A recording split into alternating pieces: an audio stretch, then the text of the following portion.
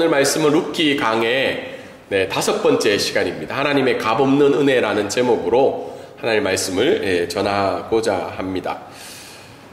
연말이 되면 늘 이제 들린 것이 아마 11월 정도 되면 이제 구세군의 냄비의 기적들이 이제 시작이 되고 또 12월 달에는 이제 본격적으로 일들이 되죠. 매년 성탄절이 다가올 때마다, 연말이 다가올 때마다 한 번씩 또는 한두 번은 이렇게 참여해 본 적이 있을 줄 압니다. 그런데 구세군의 냄비의 기적이라는 이 제목으로 다큐멘터리를 제작이 되어 온 것을 잠깐 봤는데요. 참 이 3일 동안 일어나는 일들이 우리가 예상하지 못한 일들이 많이 일어나는 것 같아요. 사실 구세군 냄비에 후원을 하고 기부를 한다는 건 특정 대상이 없고 익명의 사람들을 위해서 이렇게 도네이션을 하는 거잖아요. 이 도네이션의 목적은 조건이 없는 거예요. 그냥 필요한 사람, 어려운 사람들이 있을 거라는 전제 하에 이렇게 기부를 하는 행위들이 나타나고 있습니다. 근데 구세군의 냄비의 기적에 보면 2024년은 기록이 정확하게 안 나와서 찾지 못했는데 매년 이렇게 늘어나는 것들을 발견하게 됩니다. 특별히 우리나라는 나라가 어려울 때마다, 힘듦을 겪을 때마다 이 구세군 냄비의 기적은 더 많아지고 커진다는 것이 어떤 조사 보고서에 발견하게 되었습니다. 그만큼 나와 관계없는 사람들 또는 어떤 목적이 없이 이렇게 도네이션을 하고 기부를 하고 돕는 것은 어떻게 보면 우리 한국 사회가 가지고 있는 좋은 부분 중에 하나가 아닐까 생각하게 됩니다. 이와는 한국 사회 반면에 또 요즘 시대의 사람들이 많이 추구하는 인간관계죠. 기브 앤 테이크의 시대죠. 요즘 제가 이렇게 페이스북에 한 번씩 보면 늘 나오는 문제가 뭐냐면, 내가 너 결혼할 때 축의금 50만 원 했는데 친구가 축의금을 어떻게 해요? 그 50만 원을 주지 않고 10만 원 했다, 5만 원 했다, 그보다 적게 줬는데 이 친구를 계속 친구로 여겨야 되냐, 이런 내용들이 굉장히 많이 올라오는 것을 보게 됩니다. 그만큼 사람들은 이 기브 앤 테이크에 대한 개념들을 많이 가지고 있죠. 근데 사실 기브 앤 테이크라는 말은 실제적인 의미로는요, 내가 상대방에게 준 만큼 나도 상대방에게 받는다라는 뜻이 아니래요.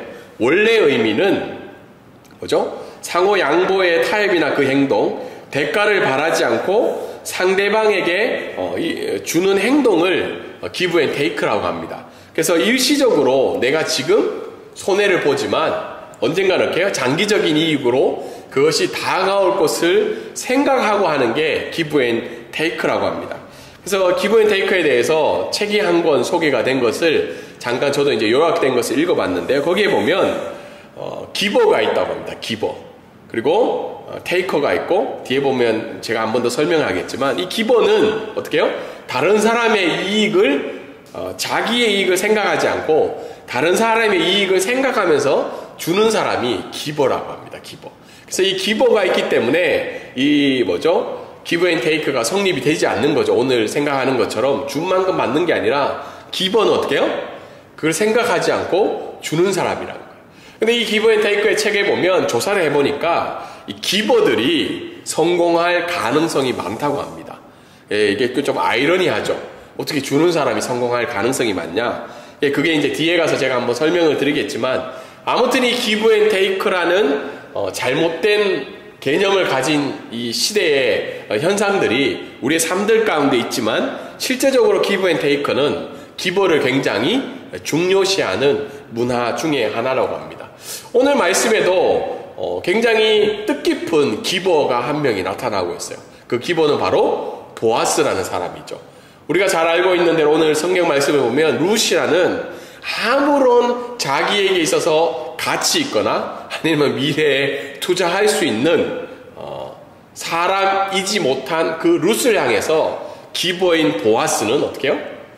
은혜를 베풀고 있죠. 은혜를. 그래서 룻기 2장 8절부터 16절 말씀에 보면 보아스를 통한 하나님의 값없는 은혜를 오늘 말씀은 베풀어 주고 계십니다. 오늘 첫 번째 이 말씀을 통해서 알 수 있는 것을 한번 읽어볼까요? 자, 시작. 하나님의 값없는 은혜는 의무와 율법을 초월한 은혜입니다. 8절부터 13절에 보면 먼저 8절 9절에 보면 보아스의 환대가 나타나고 있죠. 먼저 보아스가 룻을 향해서 어떻게 부르고 있나요? 딸아라고 이야기하고 있죠. 그래서 성경학자들은 여기에 너무 많은 의미를 두지 마라. 왜냐하면 딸이라는 표현은 이미 보아스가 그만큼 나이가 많다는 거죠. 그리고 딸 같은 이제 룻을 향해서 이렇게 이야기를 합니다. 제가 어떤 설교집에 보니까 가끔 우리 한국에 있는 어머니들이 딸을 두고 있는 믿음의 어머니들이 어떻게 해요? 보아스 같은 남자를 만나면 좋겠다라고 기도 제목을 넣는 경우가 있다고 합니다. 그런데 성경학자들이 얘기하는 것은 보아스는 이미 나이가 어떻게 해요? 많은 사람인 거죠. 중년 남성이고 여기에 성경에 기록되어 있지는 않지만 아마 결혼을 했을 수도 있다는 겁니다. 왜냐하면 과거에는 그런 여러 가지 제도들을 통해서 아내를 2명, 3명 이렇게 가족의 문제가 생겼을 때는 어떻게 해요? 형수들 뭐 그렇게 해서 아내를 두는 경우처럼 그래서 그 설교자는 이렇게 얘기해요. 보아스 같은 남편을 구하는 기도는 잘못된 기도다. 중년의 남성 재혼할 수 있는 자리를 원하냐 이런 내용인데 이 딸이라는 말은 신체적인 나이, 사회적인 나이에서 온 그 결과라는 겁니다. 근데 이 보아스가 어떤 환대를 하냐면 네 가지 정도를 이야기했고 첫 번째는 뭐예요? 다른 밭으로 가지 말라는 거예요. 우리가 지난주에 말씀을 생각해 보면 우연과 마침이라는 단어를 썼죠. 우리 눈에 보이는 우연 같은 일이 하나님의 계획 속에서 섭리 속에서 이루어졌는데 이 룻을 향해서 보아스가 한 말이 뭐죠? 다른 밭으로 가지 마라. 사실 요즘 같은 시대에 이런 얘기 들으면 조금 의심이 들잖아요. 야, 보아스가 흑심이 있나? 아니면 다른 생각이 있나? 근데 뒤에 내용들을 보면 전혀 그렇지 않는 것을 알고 있죠. 보아스가 환대했는데 다른 밭으로 가지 말고 두 번째는 뭘 제공하겠다는 거예요? 곡식을 충분히 너에게 제공하겠다. 그러니까 다른 밭 갖지 말고 세 번째는 뭐예요? 같이 일하는 하인들을 향해서 룻 건들지 말라는 거죠. 안전을 보장하고 있죠. 네 번째는 뭐예요? 물을 제공하겠다. 그래서 필요한 모든 것들을 보아스가 어떻게 해요? 아무런 조건 없이 기버의 역할을 하고 있는 모습이 있습니다. 그러자 룻이 반응을 하죠. 10절에 여러분 같으면 누군가가 찾아와서 이런 환대를 하면 어떤 마음이 들어요? 야, 오늘 하나님의 은혜다라는 생각이 들어요? 아니면 의심이 드나요? 요즘 같은 시대는 의심이 들죠. 아무런 이유 없이 가끔 부부지간에도 그렇죠. 뭐 혹시 결혼한 지 이제 1년 얼마 좀 되셨는데 갑자기 상대방이 아무 이유 없이 나에게 뭔가를 주면 어떤 생각이 드세요?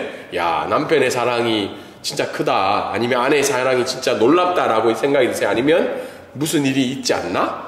의심이 들 수도 있죠. 그래서 룻의 반응도 똑같은 거예요. 룻의 반응도 왜 나에게 이렇게 잘해주냐는 거죠. 근데 잘해주는 이유를 찾지 못하는 게 룻은 어떤 사람이라는 거예요? 이방 여인이라는 거예요. 아무런 환대를 받지 못하고 뒤에서도 설명하겠지만 룻은 이스라엘 사람들이 싫어하고 원수로 생각하는 어떤 사람이었던 거예요? 모압 여인이었다는 거죠. 그래서 룻의 반응이 이해가 되죠. 그런데 11절 12절은 환대 이유를 딱 세 가지로 이야기하죠. 첫 번째가 뭐예요? 나는 너가 내 시어머니에게 환대한 일을 잘 돌본 일을 기억하고 있다. 그리고 네가 어떻게 해요? 어머니를 따라서 이방인의 땅, 다른 백성의 땅인 예루살렘으로 온 것만으로도 나는 너에게 환대를 베풀어 주고 싶다. 세 번째는 뭐죠? 이 일은 하나님이 갚아주시는 일이라고 설명을 하고 있습니다. 그러자 룻은 다시 고백을 하죠. 보아스를 있는 말 들으면 야, 보아스 진짜 멋있습니다 이렇게 얘기하지 않고 자신의 처지를 얘기하면서 다시 한 번 더 보아스의 대답을 확인하고 있어요. 나는 당신의 하녀와도 같은 존재가 아닌데 왜 나에게 이런 기쁘고 위로의 말씀을 해주십니까? 라고 한 번 더 재차 확인하는 내용이 나오고 있습니다. 오늘 말씀을 통해서 우리가 알 수 있는 것은 하나님의 은혜는요, 의무를 뛰어넘는 은혜라는 거예요. 8절과 9절에 보면 보아스가 약속한 것에 대해서 제가 설명을 드렸잖아요. 여러분, 보아스의 밭에 룻이 그냥 일하는 것만으로 보아스는 어떻게 해요? 율법을 따른 거예요. 지난주에 말씀드린 것처럼 레위기에 있는 19장의 말씀처럼 이방인이 어려움을 당할 때 어떻게 해요? 그 밭의 곡식을 죽게 해주는 것이 율법이었죠. 그런데 보아스가 약속한 걸 들어보면 그 율법을 어떻게 해요? 뛰어넘어서 우리가 상상할 수 없는 것을 제공하고 있죠. 충분한 곡식과 안전과 물 제공. 여러분이 만약에 보아스였다면 이걸 할 수 있었을까요? 룻에게 이삭을 죽게 해주는 것만으로도 쉽지 않은 거죠. 웬 모르는 사람이 자기 지금 곡식을 어떻게 해요? 주워가는 거잖아요. 그런데 보아스가 약속한 것은 이걸 뛰어넘는 하나님의 은혜를 보여주고 있다는 겁니다. 근데 이 말씀을 우리에게 적용해 보면 사실 많은 성경학자들이 보아스가 하나님의 그 헤세드를 보여주는 대표적인 인물로 이야기를 하거든요. 동일하게 우리에게 적용해 보면 십자가의 은혜를 우리가 한번 생각해 보기를 원해요. 여러분 십자가의 은혜를 생각하면 요즘 마음이 좀 촉촉해지고 메말랐던 우리의 심령이 좀 회복이 되시나요? 십자가의 은혜. 십자가 보면 어떤 생각이 드세요? 요즘 뭐 왜 이렇게 십자가 이제 그만할 때도 안 됐나? 아니면 십자가의 은혜를 생각할 때 아무런 감동이 없다면 둘 중에 하나예요. 하나는 지금 우리 마음이 병들어 있든지, 하나는 십자가의 은혜를 아직 모르든지, 이 둘 중에 하나라는 겁니다. 근데 여러분 자격 없는 그리고 하나님의 원수 되었다고 이야기하는 성경에 기록된 우리의 정체성에 하나님은 아무런 조건 없이 어떻게 해요? 예수 그리스도를 십자가에 죽게 하시고 하나님의 자녀가 되는 은혜를 우리에게 허락해 주셨다는 거예요. 그래서 많은 기독교인들이 고백하는 것이 뭐냐면 우리가 하나님의 은혜, 한량없는 하나님의 은혜를 고백하기 위해서는 어디로 돌아가야 된다는 거예요? 십자가로 돌아가야 된다. 왜 우리가 많은 사람들에게 은혜를 베풀지 못할까요? 그건 바로 십자가의 은혜가 우리에게 줄어들거나 느껴지지 않기 때문이라는 겁니다. 그리고 오늘 10절에 보면 은혜는 은혜를 낳는다는 겁니다. 10절에 보면 롯의 질문이죠. 룻의 질문. 룻의 질문이 뭔가요? 앞에 설명한 것처럼 주목받지 못하고 받을 수 없는 사람에게 왜 은혜를 베풉니까? 우리 가끔 누군가가 공짜밥 한 그릇 사줘도 어떻게 해요? 마음이 굉장히 불편하잖아요. 먹고 나면 뭐 해야 될 것 같아요?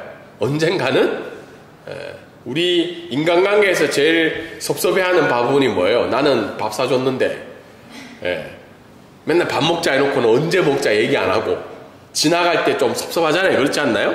인간관계에서 내가 커피 한 잔 사줬는데. 근데 오늘 룻의 질문은 그것보다 더 고차원적인 질문인 거죠. 나는 받을 게 없고 아무런 그게 없는데 나한테 줘봐야 내가 줄 게 없습니다. 근데 왜 나에게 이런 은혜를 베풉니까? 하니까 보아스의 대답이 앞에서 설명한 것처럼 중요한 키포인트는 내가 너의 시어머니 나오미에게 은혜를 베풀었기 때문에, 그렇기 때문에 어떻게 해요? 보아스인 나는 너에게 은혜를 베푼다는 겁니다. 이게 하나님의 은혜의 법칙이라는 거예요. 하나님의 은혜를 받은 사람은 그 은혜를 베풀 수밖에 없다고 이야기를 하고 있죠.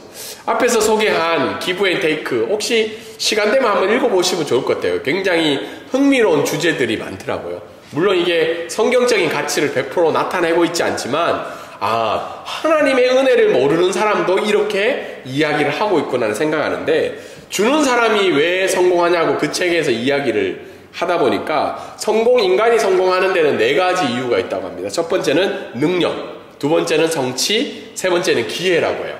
이 3가지 것들이 인간이 성공을 하는데, 4번째 타인과의 상호작용 때문에 성공을 한다고 합니다. 그러니까 주는 사람은 어떻게 해요? 다른 사람과 상호작용을 하기 때문에 성공을 하는데, 그것이 뭐 인맥이든 협력이든 영향력이든. 그래서 믿지 않는 사람들도 어떻게 해요? 주는 사람, 기버가 성공을 한다고 합니다. 근데 예수 그리스도가 우리에게 사도행전을 통해서 말씀해 주시는 게 뭐예요? 받는 것이 주는 것보다 복되다고 이야기하고 있죠. 받는 것이 주는 것이 받는 것도 복이 된다고 앞에서 이야기하나요? 제가 잘못 얘기했네요. 주는 것이 받는 것보다 복이 된다는 거예요. 이 기브 앤 테이크 시대 속에서 이게 어울리기나 하는 말입니까? 혹시 여기 동의하시는 분 계세요? 손들라 아마 손 들기 힘들 것 같고, 우리는 알죠, 믿죠. 그런데 이거를 행하는 건 굉장히 어려운 일이라는 겁니다. 근데 오늘 성경 말씀이 이야기해 주는 것이, 너희가 하나님의 은혜를 받았다면 그 은혜를 주고 베푸는 건 복된 일이라고 성경은 이야기를 하고 있습니다. 오늘 첫 번째 이 말씀을 통해서 또 알 수 있는 것은 기버에 대한 하나님의 보상이 있다는 거예요. 은혜 베품에 대해서. 12절에 보면 여호와께서 내가 행한 일에 보답하시기를 원하며 라고 이야기를 하고 있어요. 우리가 받은 은혜를 나눠주는 것도 귀한 일이고, 두 번째는 하나님이 그 은혜 베품, 기버에 대한 하나님의 보상이 있다는 겁니다.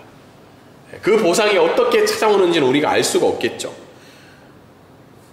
기버 앤 테이커의 책에 나오는 인간의 세 가지 유형이 있다고 합니다. 기버는 뭐예요? 받는 것보다 더 많이 주기를 좋아하는 사람이죠.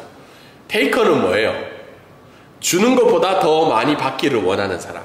그리고 매처라는 게 있어요. 받은 만큼 되돌려주는 사람. 이게 오늘날 이야기하는 기브 앤 테이커에 적합한 사람이 누구예요? 매처죠. 근데 많은 사람들이, 이 시대의 사람들이 어떻게 해요? 테이커가 되기를 원해요. 그래서 인간관계들이 늘 문제가 생기는 거죠.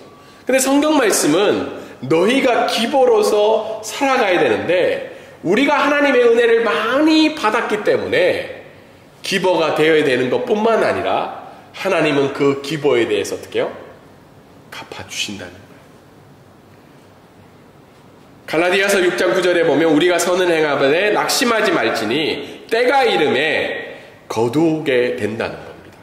그리고 잠언 19장 17절에 보면 하나님이 가난한 자를 위해서 행한 그 일에 대해서 갚아주신다고 말씀을 해 주시고 있어요. 물론 우리가 하나님의 은혜에 대해서 매처의 관점에서 어떻게 해요?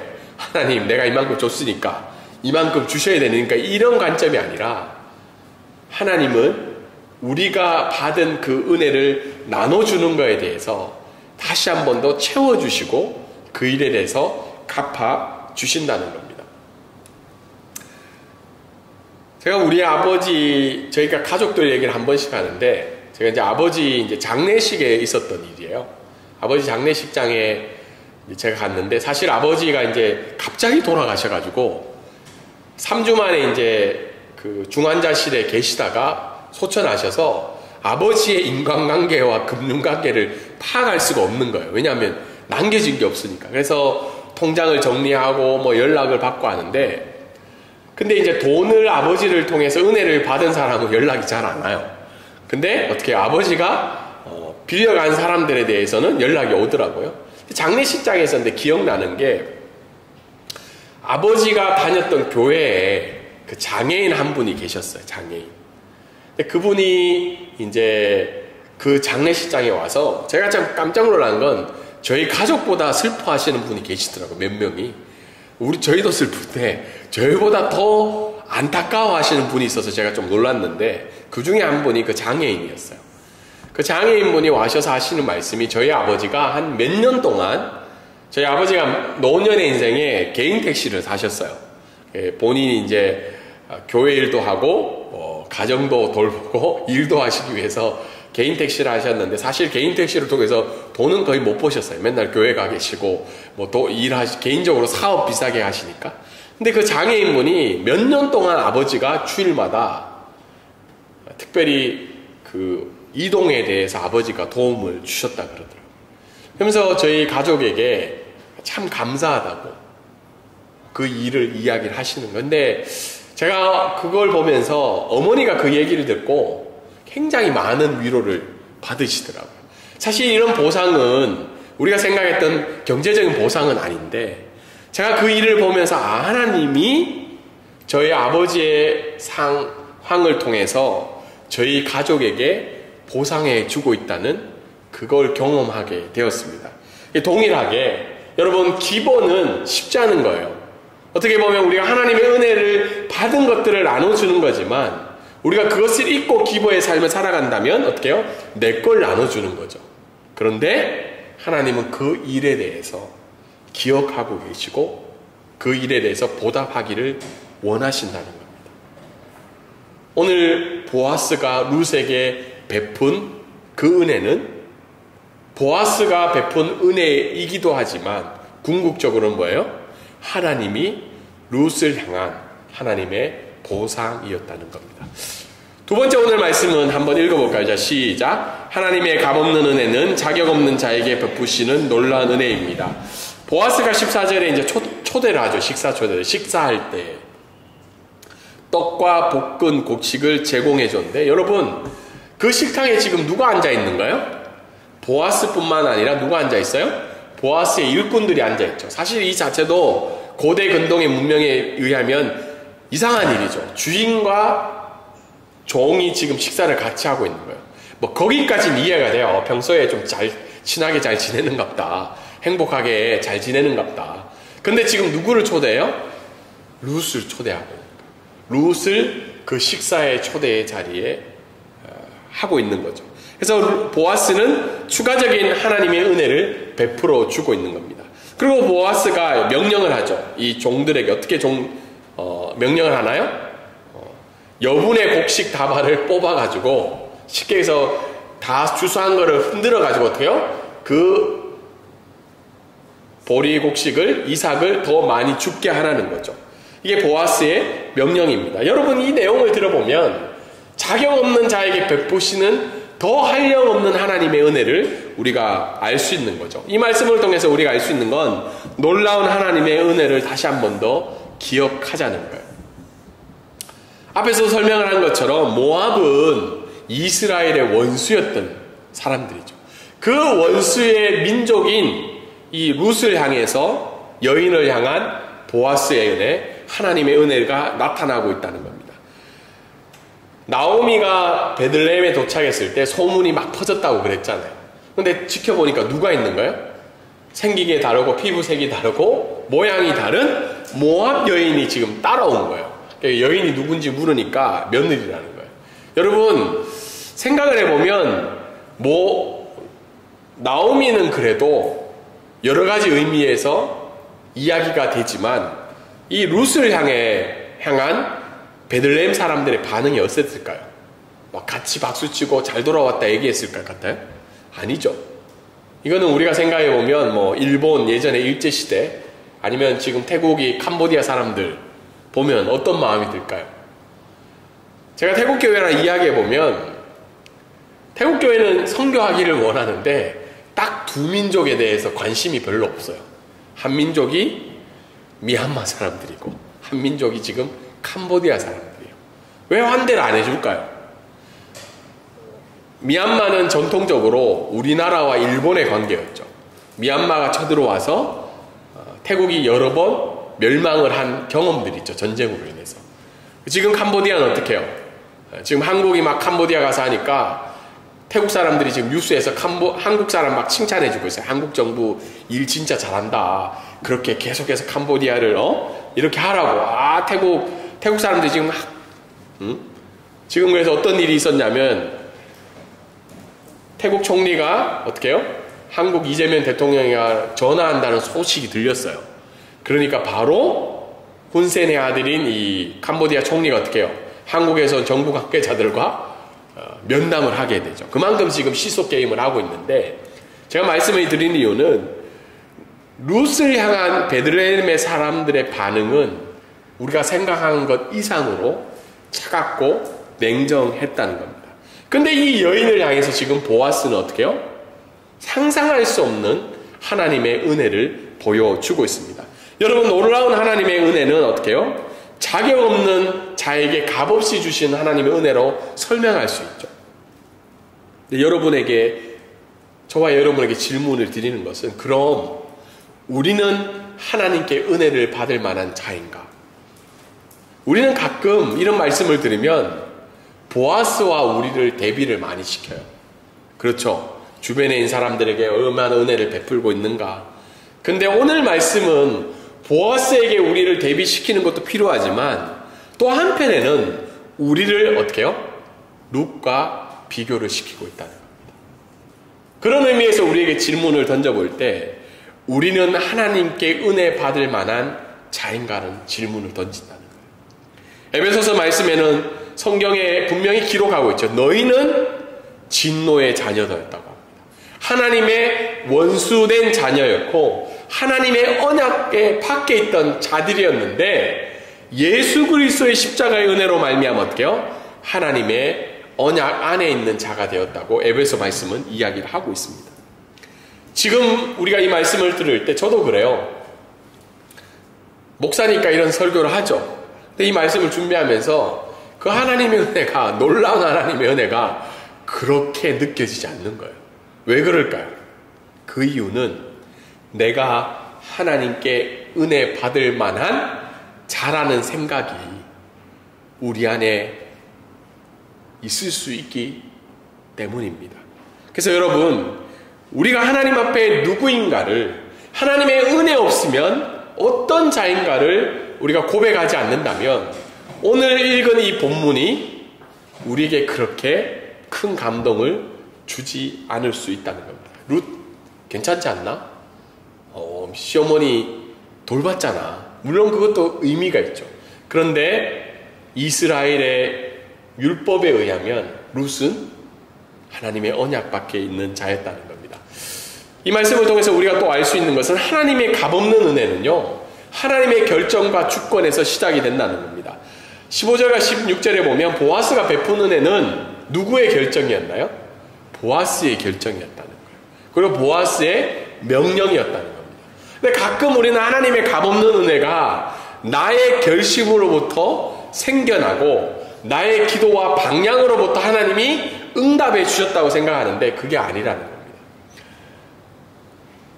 교회사에 어거스틴이라는 사람이 있어요. 어거스틴 혹시 들어보셨나요? 어거스틴? 굉장히 유명한 신학자였고 기독교에 있어서 가장 중요한 사람 중에 한 명이 어거스틴이었어요. 근데 어거스틴이 어릴 때 하나님을 믿지 않았어요. 그래서 어머니가 늘 날마다 기도했어요. 모니카라는 사람이 어머니인데 날마다 기도하고 그 아들이 잘 되기를 기도하고 하나님께 돌아오기를 기도했던 어머니의 기도가 있었습니다. 그런데 그 기도 중에 하나가 뭐냐면 어거스틴이 지금의 모나코 아니면 이 북아프리카 정도에 살고 있었는데 그때는 기독교 그 국가 안에 로마 제국 안에 있었던 거였죠. 모니카가 기도하기를 이탈리아로 가기를 원치 않는 기도를 했던 거예요. 우리 아들 어거스틴이 로마 이탈리아로 돌아가면 거기서 타락하게 되고 내 통제권 안에 떨어지기 때문에 이탈리아로 가지 않게 기도했던 거예요. 근데 그 기도를 했는데 어거스틴이 결국은 이탈리아로 가게 돼요. 모니카의 입장에서는 자기의 기도가 어떻게 해요? 응답이 된 거예요? 안 응답이 된 거예요? 응답이 되지 않는 거죠. 모니카는 사실 이 세상의 믿음의 어머니의 표본이라고 많이 예화를 쓰는 사람들이에요. 쓰는 사람입니다. 근데 모니카가 어거스틴을 위해서 이렇게 기도했고 하나님의 값없는 은혜를 구했는데 결국은 어거스틴이 이탈리아로 가게 됩니다. 근데 거기서 어떤 일이 있냐면 이탈리아에 가게 돼서 밀란이라는 지역에 가게 되는데 암브로시우스라는 주교를 만나게 돼요. 그 주교를 통해서 어거스틴이 회심을 하고 그 회심을 통해서 기독교 역사 중에 가장 유명한 신학자가 되었다는 겁니다. 이 말은 뭐예요? 하나님의 값없는 은혜. 때로는 우리가 하나님 앞에 기도하지만 하나님의 값없는 은혜는 우리의 기도의 내용과 방식에 의해서 응답되는 것이 아니라 뭐에 따라서 결정이 된다는 거예요? 하나님의 주권과 결정에 의해서 하나님의 값없는 은혜는 이루어진다는 겁니다. 우리가 때로는 다른 이들을 위해서 그 한량없는 은혜를 구할 때가 있어요. 나 자신을 위해서 기도할 때가 있습니다. 그런데 그 은혜는 누구의 결정이냐고요? 하나님의 결정과 주권에서 이루어진다는 거예요. 그래서 우리는 기도할 때마다 우리의 한계와 우리의 결정과 범위를 계속해서 하나님께 내어놓는 훈련을 하지 않으면 결국은 우리 기도는 어떻게 해요? 우리의 범위 안에서 이루어지기를 원하는 모습을 보일 때가 있습니다. 마지막으로 오늘 말씀을 통해서 우리가 알 수 있는 것은 날마다 은혜의 식탁으로 나아가야 된다는 겁니다. 14절에 우리가 말씀을 읽은 것처럼 보아스는 룻을 식탁의 자리로 부르는 거죠. 여러분, 근데 보아스의 식탁은 단지 육적인 허기짐이 회복되는 자리가 아니에요. 왜 그러냐면 룻이 그 자리에 갔을 때 어떤 게 느껴졌을까요? 원수이고 모압 여인이고 아무런 환대받지 못한 자격 없는 룻이 그 보아스 주인의 식탁에서 식사를 하게 되는 거예요. 그것은 뭐냐면 육적인 허기짐과 영적인 좌절이 회복되는 자리라는 거예요. 그 식탁의 자리가.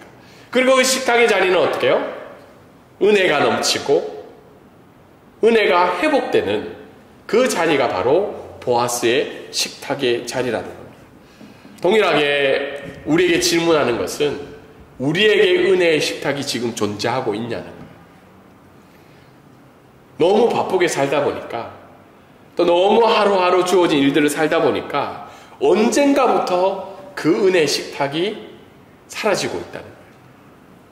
부끄러운 얘기지만 저도 올해 특별히 유난히 그런데 작년까지는 4시에 일어났어요. 새벽 4시에 일어나서 말씀도 읽고 큐티도 하고 기도도 하고. 근데 최근에 저의 삶을 보면 몇 달 동안 거의 4시에 일어난 적이 없어요. 피곤하다는 이유로, 힘들다는 이유고 거의 5시, 5시 반 맞춰서 일어났거든요. 그러다 보니까 저에게 있어서도 지금 은혜의 식탁이 사라지고 있음을 발견하게 됩니다. 근데 오늘 하나님은 여전히 우리를 그 은혜의 식탁으로 초대하고 있어요. 너희가 겪고 있는 영적인 어려움, 육적인 어려움, 여러 가지 마음의 갈등, 고민, 힘듦과 지침, 좌절을 겪고 있는 우리들을 향해서 나에게로 오라는 거예요. 그것이 이 예배의 자리일 수도 있고 아니면 날마다의 삶들 가운데 하나님 앞에 말씀과 기도와 또 믿음의 공동체를 통해서 회복되는 은혜의 식탁의 자리일 수도 있습니다. 근데 중요한 건 그 은혜의 식탁이 날마다 우리에게 있어야 함을 오늘 말씀은 알려주고 있습니다. 이 말씀을 우리에게 적용해 보면 의무와 율법을 뛰어넘는 하나님의 값없는 은혜를 그 은혜의 식탁에서 날마다 경험하시기를 주님의 이름으로 소망합니다. 또한 더불어서 의무와 율법을 뛰어넘는 그 하나님의 은혜를 다른 이에게 주는 참된 기버의 삶이 저희들의 삶이 되기를 주님의 이름으로 소망합니다.